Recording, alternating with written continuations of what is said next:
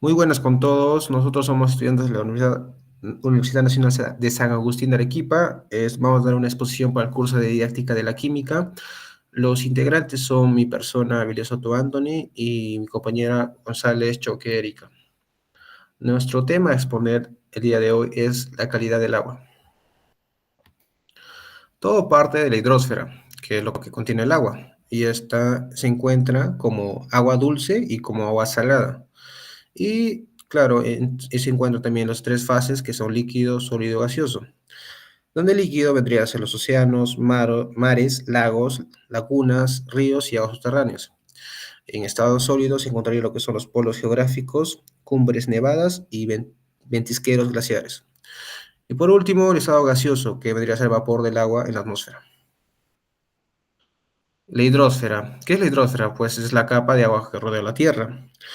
El agua circula continuamente de un lugar a otro, cambia su estado físico en una sucesión cíclica de procesos que constituyen el ciclo hidrológico. Es la causa fundamental de la constante transformación de la superficie terrestre.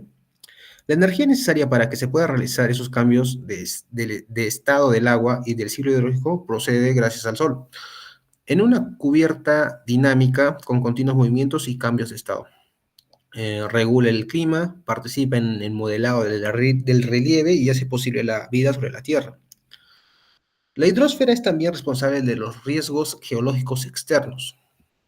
La hidrosfera se formó por la condensación y solidificación del vapor del agua conteniente en la atmósfera primitiva. El agua cubre casi las tres cuartas partes de la superficie de la Tierra.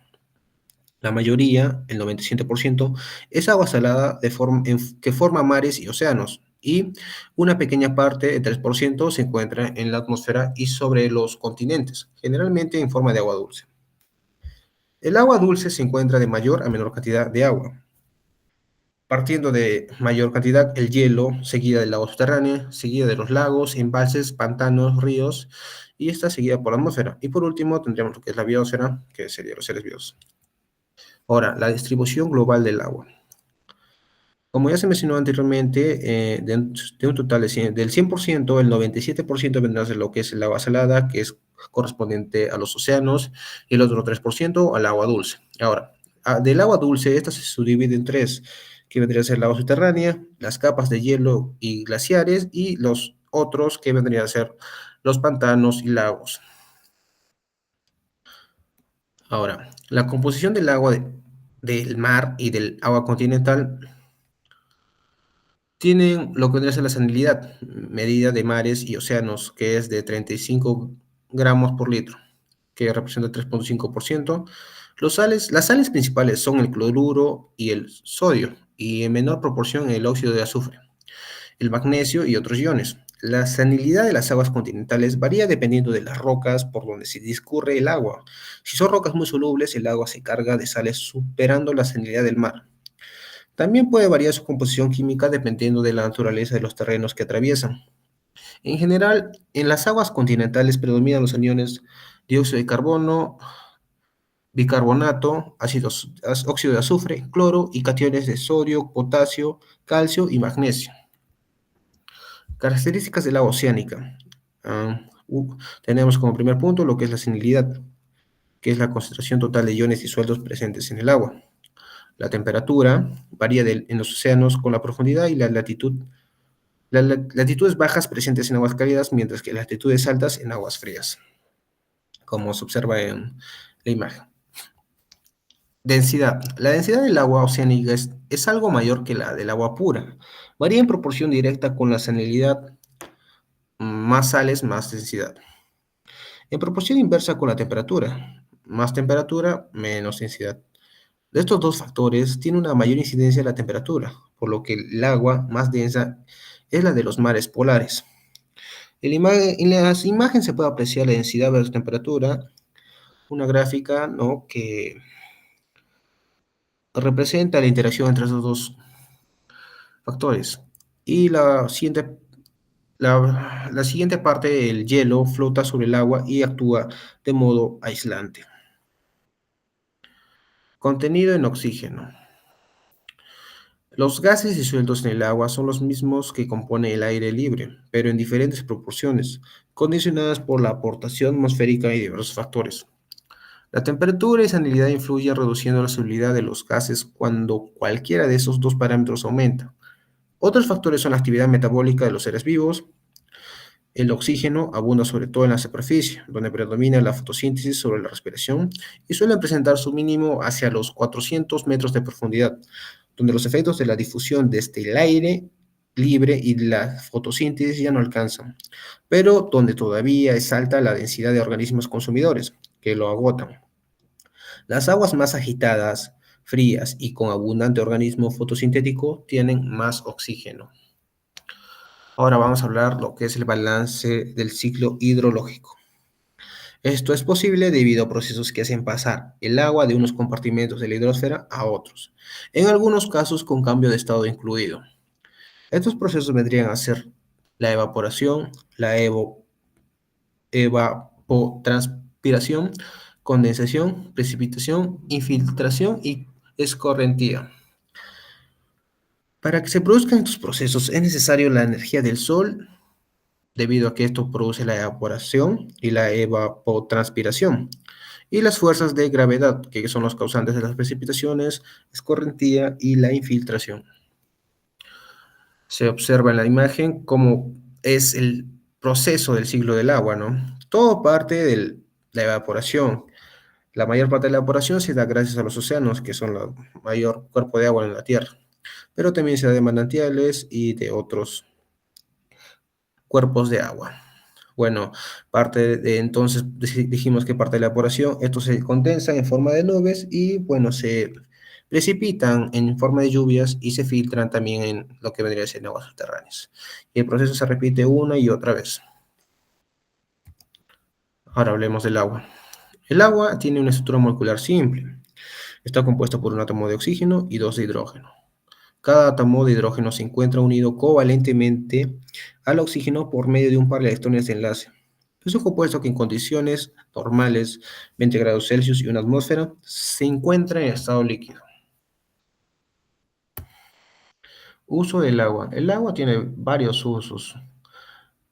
Principalmente vendría a ser la bebida y preparación de alimentos. Luego siguen los que son los riesgos agrícolas y explotaciones ganaderas. Industrias, que vendría a ser la refrigeración y procesos varios.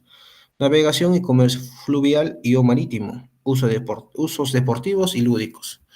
Evacuación de vertidos y residuos variados. Producción hidroeléctrica, termoeléctrica, entre otros. Con respecto a sus propiedades, la densidad casi es igual a la unidad, siendo igual a 0,999 gramos por centímetro cúbico a 20 grados Celsius. Es poco comprensible, teniendo una alta capacidad calorífica con un mínimo de entre 34 y 35 grados Celsius. Con respecto a su conductividad y contenido salino de un agua natural fluyente, que son ríos y arroyos, suele ir incrementándose a través de su recorrido sobre el terreno por disolución de especies. Posee una alta reactividad que se pone de manifiesto en su poder de disolución de materiales. Hidratación o penetración del agua dentro de la red reticular del cristal, formando compuestos químicos denominados hidratos, por ejemplo, el sulfuro de calcio. Hidrólisis o descomposición mutua entre la sal que se disuelve y el agua. Oxidorreacción, que vendría a ser el tránsito de electrones. Otro punto es el pH, seguido de esto. Esto puede provocar reacciones de disolución de sales presentes en rocas y minerales. La lluvia ácida, rica en ácidos sulfúricos y nítricos, de alto poder agresivo, frente a materiales naturales y artificiales. En la siguiente imagen se puede apreciar el rango de pH de cada tipo de agua en diferentes condiciones. Para lo que sería los refrescos, tiene un rango de 3 a 4. En lo que vendría a ser agua embotellada, solo tiene un pH de 5. Y el agua de grifo tiene un rango de pH de 5 a 7. Por último, tenemos el agua de manantial, que tiene un rango de pH de 9 a 10. Temperatura. ¿Qué es la temperatura? Es una medida de la energía cinética medida de las moléculas de agua. Se mide en una escala lineal de grados centígrados o grados Fahrenheit. Es uno de los parámetros más importantes de la calidad del agua y afecta la química del agua y funciones de los organismos acuáticos. Ahora, la temperatura asimismo influye a la cantidad de oxígeno que se puede disolver en el agua, la velocidad de fotosíntesis de las algas y otras plantas acuáticas, la velocidad metabólica de los organismos, la sensibilidad de organismos a desechos tóxicos, parásitos y enfermedades. En épocas de reproducción, migración y estivación de organismos acuáticos. Color. Ahora, ¿qué vendría a ser aquí? Pues que las sustancias coloridas existen en suspensión o disueltas en el agua. Materias orgánicas presentes de la descomposición de vegetales, diversos productos o metabólicos orgánicos, que vendrían a ser colorantes amarillentos, presencia de sales solubles, que es como el hierro y el manganeso, aguas subterráneas y superficiales poco oxigenadas. Como último punto, en aguas naturales de lagos y embalses, la relación entre color y hay una relación directa entre color y pH.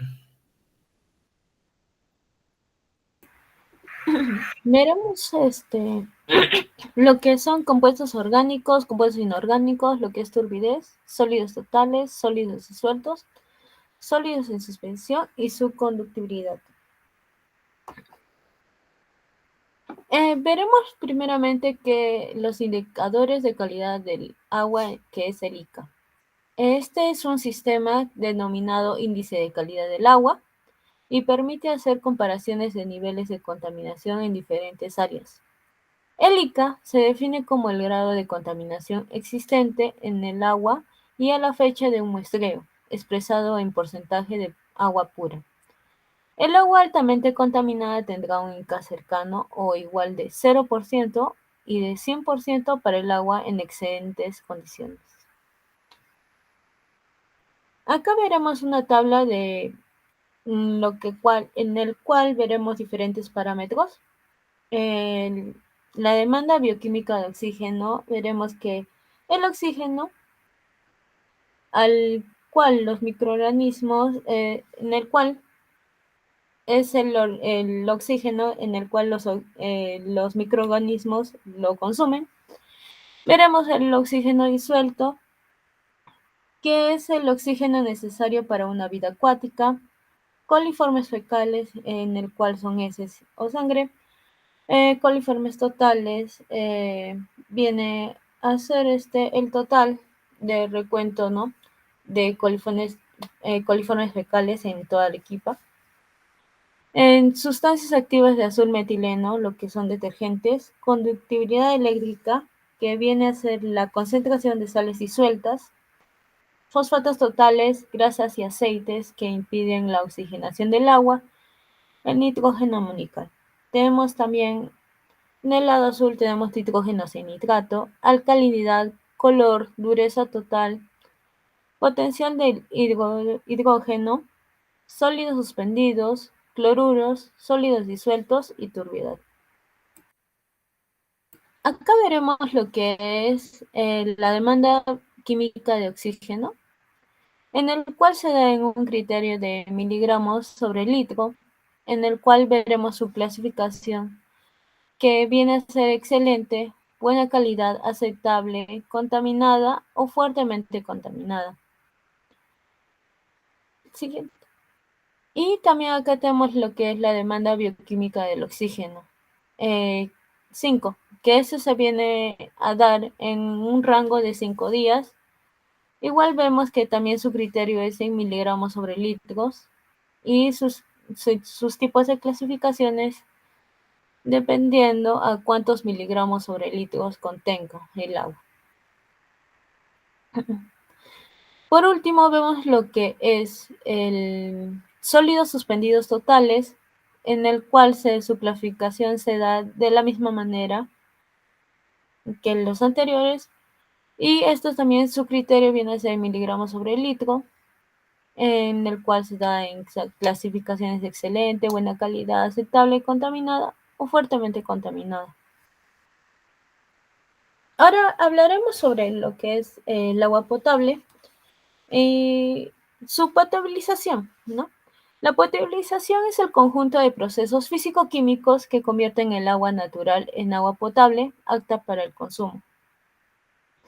Dichos procesos eliminan o ajustan las concentraciones de sus componentes para que no sean un riesgo para la salud y no contengan características organolépticas. Eso quiere decir que veremos lo que es su color, su olor y su sabor, que estos no sean desagradables. Se realiza en aguas de origen natural que tienen características físicas, químicas y biológicas que impiden su uso directo para el consumo humano. El agua natural no contaminada es válida para cualquier uso sin necesidad de tratamiento especial, excepto cuando es para el consumo humano, en cuyo caso siempre será necesario un tratamiento de potabilización. En este tratamiento de potabilización se comprende lo que es la eliminación de sólidos en suspensión, se utilizan procesos físicos y químicos, se destacan la tamización o desbaste, en la cual se eliminan las partículas más grandes por el medio de un sistema de rejas o tamices, y estos tienen que ser cada vez más finos. La aireación para eliminar los gases como el sulfuro de hidrógeno y la coagulación o floculación, que es la adición de reactivos químicos que favorecen a la formación de agregados de partículas. Veremos ahora lo que es la sedimentación o decantación, donde se mantiene el agua en reposo para que sedimenten las partículas por gravedad. La coagulación o floculación al formar partículas de mayor tamaño favorece que sedimenten estas más antes y dejan al agua en reposo. Es más fácil quitar las partículas que flotan al formar una fina película de superficie. Ahora vemos lo que es la filtración, normalmente con filtros de grava y arena. Son filtros autolimpiables al producir la circulación inversa del agua para arrastrar la suciedad acumulada. Vemos lo que es la absorción, que este se da con carbón activo y elimina los malos olores, los sabores y las partículas finas. Tenemos también lo que es la desinfección. Se trata de eliminar aquellos organismos patógenos en el cual se usa el cloro, también se usa el ozono, luz ultravioleta y radiaciones ionizantes. Acá vemos lo que es el ciclo del agua en los hogares. Hay un proceso de depuración y un proceso de potabilización. En el de potabilización tenemos acá lo que es la captación, la coagulación o floculación, ¿no? La decantación, la filtración, la cloración y la alcalinización, ¿no? Y en lo que es acá, en el proceso de depuración se da un pretratamiento, se da una sedimentación, una aeración y una clarificación. En Arequipa tenemos una planta de tratamiento que se llama la Tomilla.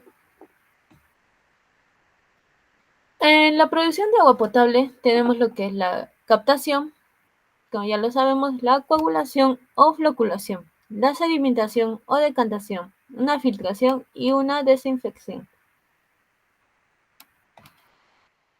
El proceso de potabilización del agua. Ya, primero hemos visto lo que es la captación. Consiste en captar el volumen necesario del agua proveniente del río Chili que discurre por el canal de Zamácola. Los sólidos gruesos, algas, basura, pajilla, se eliminan a través de una rejilla y en los desarenadores quedan las partículas pequeñas pesadas. También tenemos el pretratamiento. Dependiendo de las características físicas, químicas o biológicas del agua cruda, se procede a una dosificación de agentes químicos, en el cual tenemos el cloro, para lograr una fuerte oxidación que permita remover lo que es el hierro, el manganeso y disminuir la carga orgánica presente. Tenemos también el sulfato de cobre que da la eliminación de algas y tenemos también los polímeros para disminuir lo que es la turbidez.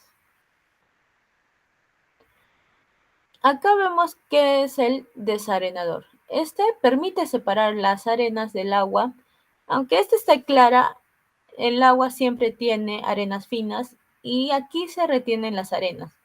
Y a la salida de estos desarenadores se aplica el cloro para una precloración. Estos desarenadores son unidades hidráulicas que permiten garantizar la eficiente remoción de partículas críticas.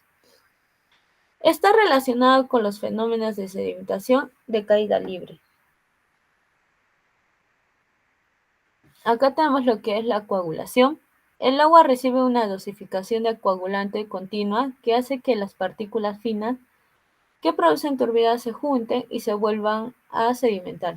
Acá vemos lo que es la adición del coagulante que se da en la entrada del agua de tratamiento. Hay un mezclador rápido y después hay un mezclador lento. Y después las partículas más pesadas quedan abajo en los fangos y se da un clasificador, ¿no? Y el agua que está en la parte superior se da para la filtración y se va a dar una descarga de agua tratada. La coagulación consiste en la neutralización de partículas mediante el agregado de carga signo positivo a través de un producto llamado coagulante. Tienen una duración de pocos segundos y es necesaria la agitación violenta para que el coagulante se mezcle completamente con el agua en un tiempo corto posible. El punto máximo de agitación donde se inyecta el coagulante se llama mezcla rápida. Estas partículas se encuentran cargadas negativamente y debido a las cargas del mismo signo se repelen. No es posible en estas condiciones agruparlas entre sí para obtener otras de mayor tamaño. Los coagulantes y floculantes son los primeros. Acá se dice que los principales coagulantes y floculantes utilizados para desestabilizar estas partículas y producir lo que es el floc en el agua son sulfato de aluminio, aluminato sodio, cloruro de aluminio, cloruro férrico, sulfato ferroso y polielectrólisis como ayudantes de floculación. La sedimentación es la primera etapa efectiva para separar las partículas del agua, donde se logra una reducción de turbidez y color con respecto al agua cruda. En el sedimentador debe reproducirse a la velocidad de circulación del agua. Ello provoca la separación del fluido claro que sobrenada en la superficie y forma un lodo en la concentración elevada de materias sólidas que se depositan por efecto gravitacional y por tener un peso específico mayor que el del fluido. Acá vamos a ver lo que es la filtración. Es el agua decantada que pasa a través de un sistema de filtros de arena y o carbón activado. El agua está totalmente libre de impurezas y de turbidez. En cambio, la desinfección elimina los microorganismos presentes. El reactivo empleado sería el cloro líquido. En la etapa final del proceso de clarificación del agua, garantiza que el agua cumpla con las normas de calidad, de turbidez y color. Consiste en pasar el agua a través de una membrana porosa, en la mayoría de los casos formado por la arena seleccionada, para lograr la remoción de sólidos colloidales y suspendidos contenidos en el agua. Se retienen partículas menores densidades, que son los flocos pequeños, y lo que por algún motivo no fueron eliminadas en el sedimentador. La filtración es una de las principales barreras para retener microorganismos patógenos. Si los filtros se saturan, se lavan. El tiempo que transcurre entre dos lavados consecutivos de un filtro se llama carrera de filtración. La desinfección. ¿Cuál es el objetivo? Es garantizar la calidad del agua potable desde un punto de vista microbiológico. Es importante eliminar microorganismos patógenos presentes en el agua. Este tipo de bacterias son las salmonelas, shigellas, Virgo corale, E. coli, que es el que más abunda, los protozoarios y virus. No se legitimatiza la remoción total de los microorganismos por procesos físico-químicos y biológicos utilizados en el tratamiento del agua. Acá tenemos un agente químico usado en la desinfección. Ese es, por supuesto, es el cloro. Con el propósito de destruir agentes patógenos, se usa el agua como vía de tipo pasivo. Son sustancias que se añaden al final del proceso. Son biocidas que sirven para eliminar estos agentes patógenos, como son las bacterias, etc., que pudiera haber presentes en el agua. El más utilizado, como siempre, es el cloro. Tenemos lo que son los agentes oxidantes más usados en el sistema de producción del agua potable en Arequipa. El cloro, en forma líquida, envasados en cilindros de presión. Tenemos el hipoclorito de calcio con un 70% de cloro disponible.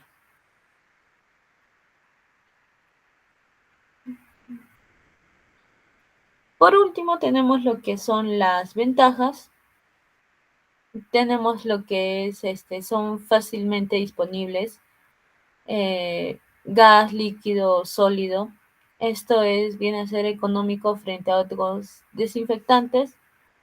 Es fácil de aplicar debido a su alta solubilidad. Tiene 7,0 gramos sobre litro a 20 grados centígrados.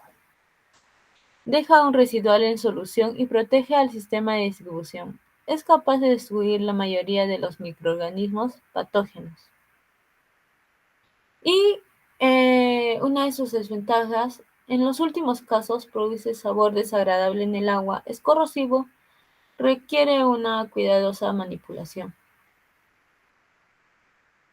Tenemos acá los distintos lugares donde se va a dar lo que es el almacenamiento y su distribución. Tenemos el reservorio R16 que queda en Paucarpata. Tenemos el reservorio también de R32 en Socabaya. Tenemos acá abajo lo que es el reservorio R24 que es en Tiabaya.